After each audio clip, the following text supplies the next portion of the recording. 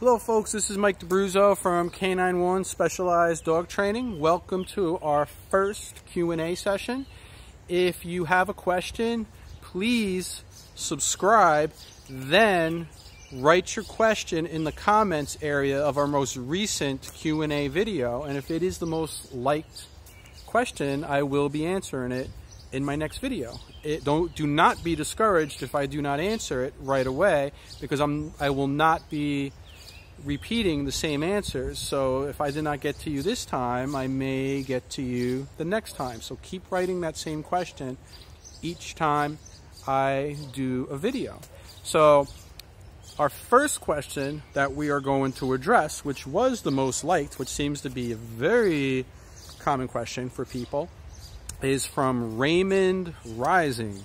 And he asks, how to get my pup to stop jumping on guests and strangers on our walks. Now, this seems like a simple enough question, which may have a simple answer, but I have news for you. This was liked a lot because it is not as easy as people think. There's not a quick fix-it for jumping. Therefore, bear with me through this video. It may be a little bit longer, but I promise you, if you sit through the whole video, I am going to give you what I do with dogs for jumping through my own, that's right out of my own playbook that I've developed over 20 years. Now keep this in mind, I am a professional. People pay me money to fix these issues, so I need to get them results. But they also trust me that I'm going to be humane with their dogs. So you want to have a plan that makes sense and is professional quality in order to get good results with the puppy. So I'm going to explain to you what I do and how I go about troubleshooting problems like this. Now, first thing, remember, is a problem is only a problem when it's a problem for the owner, right? Some people don't care that their puppy's jumping all over them. Or even you see people with big dogs and the dog's jumping all over them and they're doing this. But if it's a problem for you, this is what I do. Number one is always ask yourself why. Why is my puppy jumping? Why is my puppy doing any behavior that I want to change? If you don't know why they're doing it, that's really where you want to start, all right?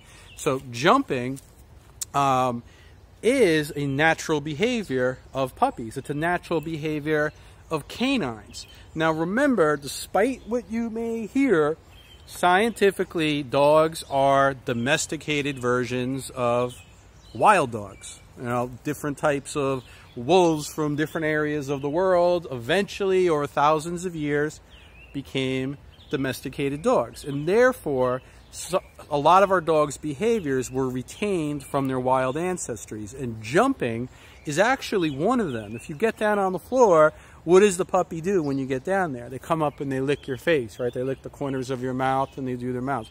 Why do they do that? Because wild canines, when the adults come back from hunts, the puppies come and they greet them and they lick their mouth, and that triggers regurgitation of whatever they killed on the hunt, because they're not going to be carrying a bunch of meat miles back to the den. It's in their stomach, and all of them, not only the parents, but other adults will regurgitate for the puppies. And that behavior is retained in our domesticated version. And that's where it came from. Now, when you understand why they actually do it, it makes it easier for us to get to the next step. The next step is having the correct attitude to even begin the training. All right, so why is attitude important?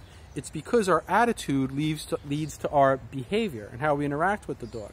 If we have the wrong attitude and we think like, this puppy is bossy and it's a brat, how are we going to behave? What is our training plan going to be? We're going to be rough with the puppy, we're going to lose our patience, we're going to get angry, and then we have all kinds of side effects. We're not enjoying the puppy that we have. You don't want to go that way. But if we have the attitude that, oh, this is a natural behavior, and we need to help make this behavior more acceptable in our human world, our behavior is going to reflect that. We're going to be much more respectful to the puppy, and we're going to have more patience when we're training the dog.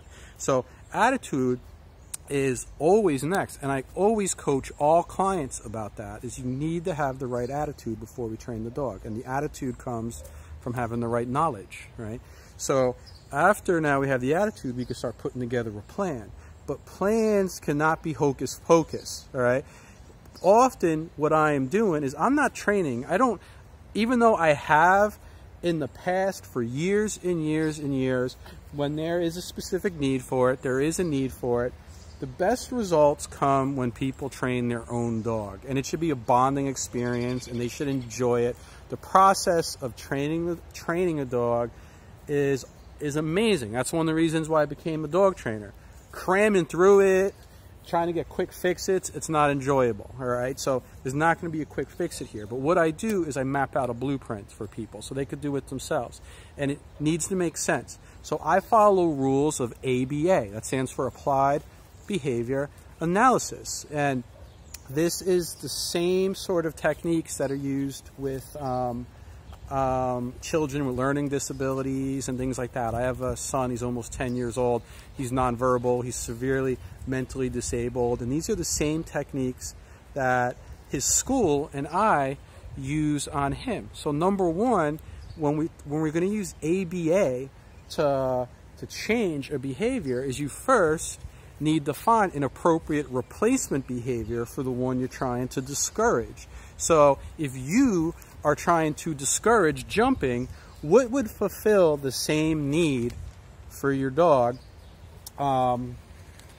before you decide to punish the behavior? They really want the interaction and the greeting. They need to get this out of their system once they meet you or anyone that they find is a friend. And some dogs are friendlier than others, right? So what would be an appropriate replacement behavior? Maybe keeping all four paws on the ground and just wagging their tail. Maybe sitting, all right? It's up to you.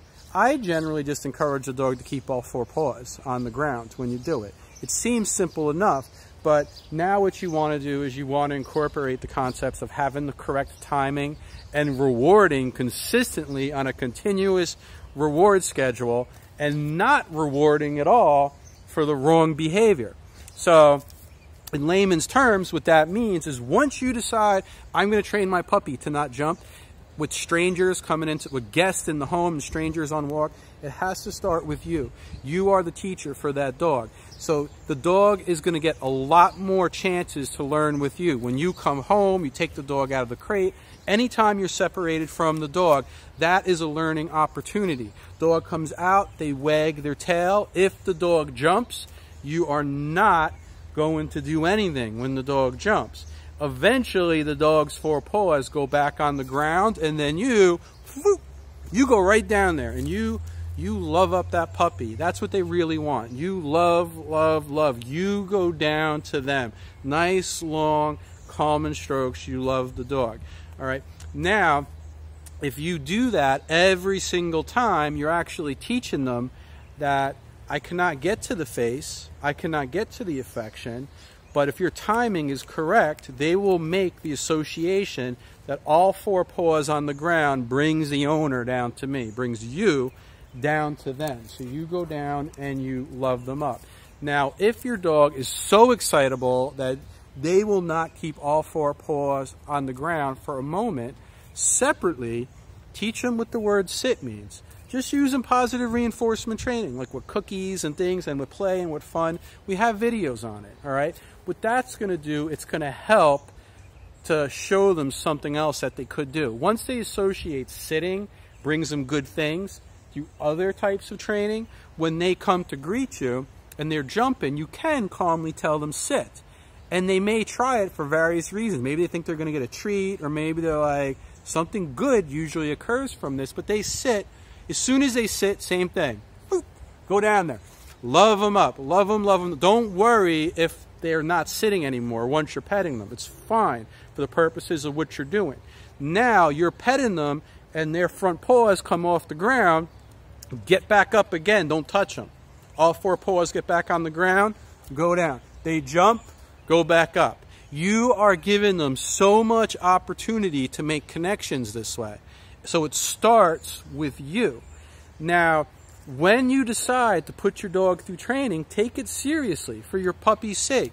When you have the dog out on a walk or guests come into your house, simply just use your leash. Just simply use your leash to prevent the dog from jumping on someone. And if someone wants to pet your puppy, tell them the puppy's in training. Can you please wait until the puppy's 4 feet are on the ground, and then go down to the puppy and love the puppy up. If the pup and ask them. Most people are going to be very cooperative. They are going to love any opportunity to pet your cute puppy. When once they're petting you tell them once the puppy starts jumping on you, just to please take your hands off the puppy. And you could even use the leash to back the puppy up a little bit. All 4 feet are back on the ground. They can pet the puppy, and they love the puppy up. And then usually once the puppy calms down, they're going to be fine, all right? But there is a science behind this. You know, what you're doing is a continuous reward system. When they greet, they do the right thing, they're continuously going to get rewarded for it.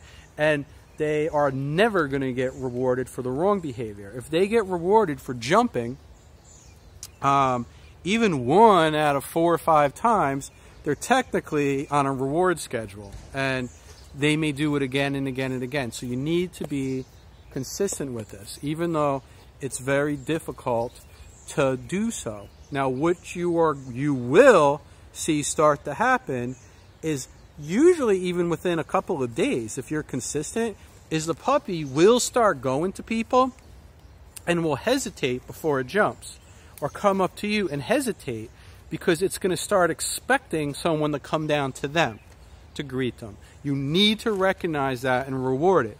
They're going to come, they're not going to jump right away, they may even sit on their own. But even if they come up and they're wagging, you know how their whole body moves, they do that, go right down and love up your dog. Reward the dog for it, so they know that works. And then you will see the puppy will have more and more patience to wait for someone to come down to them to greet them. But you need to recognize it, and that's the most common problem I see people see, is in the beginning when the dog is learning not to jump, is people do not recognize when the dog is trying on their own to not jump and they're not being rewarded for it. So it's those seconds that count in the beginning. You've got to get to them right away. Remember, you know what they want. They have no reason to jump if they completely understand that if they stay on the ground, you will come down to them. And if they understand, they will not get it for jumping. Dogs are smart, but you need to be able to be a teacher, and you cannot be sloppy. You need to be very technical about these things, and you can get results.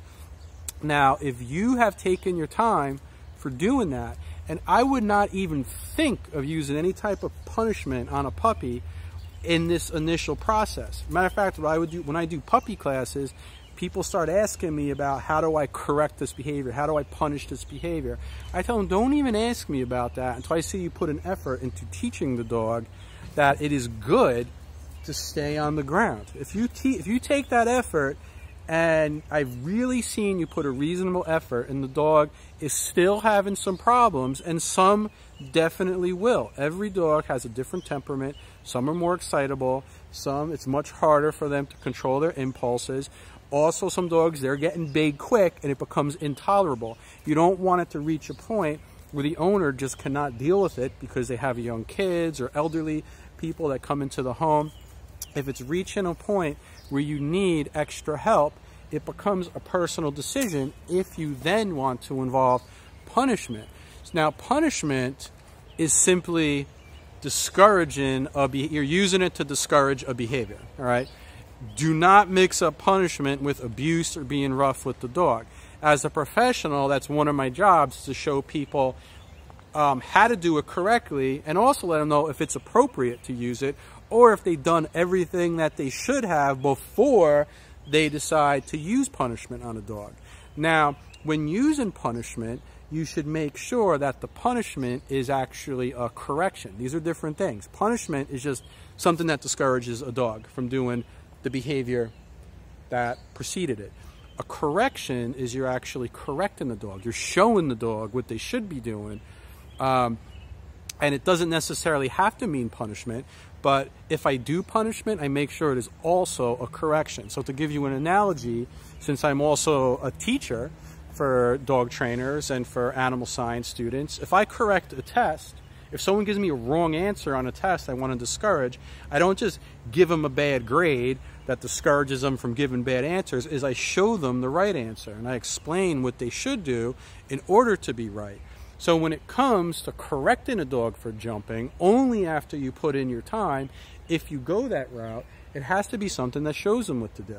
Now, through the years, I have always strived, because remember, I got into this business because I love animals, not because I want to be rough with animals, is I've always made it a point to find the safest and most humane way to apply a correction, so then I could teach it to the clients. What I do if I need to correct jumping, one, I will not do it if someone didn't put in the right amount of time to encourage it, because some dogs won't even need the punishment, and you'll know if you're one of those people. But if not, you have this really, really excitable dog and you need to move a little bit quicker, and you put in several weeks of teaching the dog not to jump. I make sure that what I do then is I make sure I taught the dog a formal sit. And we have videos on that. I'll first train the dog, same thing. Sit, do purely positive training and reward training so they know that sitting is a good thing. Then I will teach them. You cannot just go right to trying this technique by watching this video. Go back and watch our phase 2 videos on sit. And to watch the phase 2 videos on sit, you have to first watch the phase 1 videos on sit. But what I'll generally do is I'll use a safe collar. Here's a star mark collar. They sure look ugly, and any corrective collar can be bad if you don't know what you're doing. Remember, you're asking a professional, so I'm giving professional advice. You would not be rough with this thing. You don't start taking it and jerking it. I actually use these because it's safer. This is the safest thing I could find on a trachea. When I put pressure on it, the force goes evenly around my arm. See, when I pull this, the force is the same here, here, here, and here. A regular, even a buckle collar, if a dog is jumping or pulling on that thing, all the pressure goes on their trachea, so it could damage them. And I like these plastic ones because compared to like a prong collar, which is actually the same concept and can be, if it's used the right way, can be very, very safe. The dogs, this is even milder. So even with the young dog, I've never had a young dog cry or get overly corrected one of these. They can literally usually run the end of the leash and hit the end of this thing, and they're not going to make a peep. It protects their trachea while at the same time being uncomfortable enough if they do get pressure, where if they're jumping and I'm keeping them on the leash during the teaching stage, I can, without jerking the leash, and I have videos on how to do it, is I'll just put a little gentle pressure up, and I use my finger. With a puppy, you could use like a pinky, and I'll go like this. I'll just like pulsate it like that, and I'll calmly tell them, sit, sit. And as soon as they sit, you go right down, you pet the dog. It's helping them. It's helping the dog. So they jump, you do this, you're just adding something that is helping them when they're very excitable, so then they get the love, and that's what it's really about. Punishment should only be used when it's going to help show them the right way, and they should immediately get rewarded. And then they should learn to trust you. You're not going to be rough with you do not need to be rough with the dog. You just need the most mild discomfort, so they're like, hey, I don't really like that. Oh, I can get rid of it by doing this. You have to teach them, though. All right, you got to teach them. Watch the other videos, and you go right down and you love them up. And now it makes it easier for them to learn, because now not only they're getting rewarded for the right behavior, they're also getting something mildly uncomfortable for the wrong behavior that makes them go back to the right behavior quicker, and then you can love them up. So it's really like a cycle. Now we're teaching them. We're teaching them a little bit quicker, all right? They're getting rewarded for the right behavior. They do the wrong behavior. It's uncomfortable. They go right to the right behavior. They get love quicker. And you will be surprised how quickly you could phase off of something like this if you have done all your steps and they have learned, oh, my owner has my best interest in mind. He was doing this to show me how to get more love. It should only be used to show them how to get better things in life. you know, and that's the way that all training should be with the dog, is you should not jump right to punishment, because you've all seen it. People go right, grab the paws and squeeze it, stomp on the foot, take the leash and just jerk the dog. Okay, now give me $100, I just helped you, all right? No, you don't need to do something like that. You will get side effects. If you want to do some kind of advanced training like protection training, you don't want the dog to be just scared to like jump up on people. Or you have like a service dog or a therapy dog. Like, you don't want this dog to be scared to approach people because I think someone's going to squeeze their paw or stomp on them or jerk them. Is you want to teach the dog. You want to teach the dog and be respectful for the dog. If at any time it does not feel like you're teaching the dog and you're not being respectful to the dog, and the dog does not see you as a teacher and enjoys doing training with you, something is wrong. Something is wrong. If you're watching this video and you have a problem with anything that I said, then you probably wouldn't want to do it anyway, because something is not understood. It should always be an enjoyable process, all right? So I told you this would be a longer video because it's a lot more complicated than it seems. If you have any further questions about this subject, please write them in the comments below of this video. But also, if further questions too, write them in the comments here. Or if there's a newer video and you want me to answer that question, put it in the newest video. So that's all for today. Hope I answered your question. Until next time, this is Mike DeBruzzo, K91 Specialized Dog Training.